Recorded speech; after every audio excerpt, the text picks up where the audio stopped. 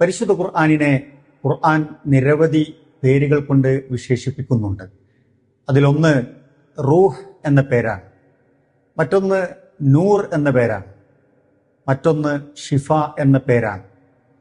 റൂഹ് എന്നത് എത്രമാത്രം പ്രാധാന്യമുള്ളതാണ് എന്ന് നമുക്കറിയാം. നമ്മുടെ ശരീരത്തിൽ റൂഹിൻ്റെ പ്രാധാന്യം വളരെ വലുതാണ്.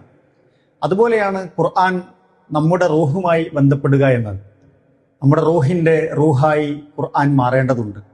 നമ്മുടെ മനസ്സിനെ, നമ്മുടെ ശരീരത്തെ, നമ്മുടെ ജീവിതത്തെ ഖുർആൻ ജീവസുറ്റതാക്കുമ്പോഴാണ് ഖുർആനിൻ്റെ ആ പേര് അന്വർത്ഥമാകുന്നത്.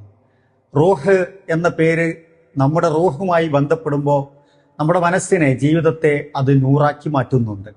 അങ്ങനെ നൂറായി മാറ്റി അത് നമ്മുടെ മനസ്സിന്, ജീവിതത്തിന് പ്രദാനം ചെയ്യുന്നതാണ് ഷിഫ എന്ന ഒരവസ്ഥ. സമാധാനവും സ്വസ്ഥതയും ആ പരിശുദ്ധ ഖുർആൻ നമുക്ക് പ്രദാനം ചെയ്യുന്നുണ്ട്. പരിശുദ്ധ റമളാൻ ഖുർആനിൻ്റെ മാസമായതുകൊണ്ട് നമുക്കത് സാധ്യമാകണം. അള്ളാഹു നമ്മെ അനുഗ്രഹിക്കുമാറാവട്ടെ. അസ്സലാമു അലൈക്കും വറഹ്മത്തുള്ളാഹി വബറകാതുഹു.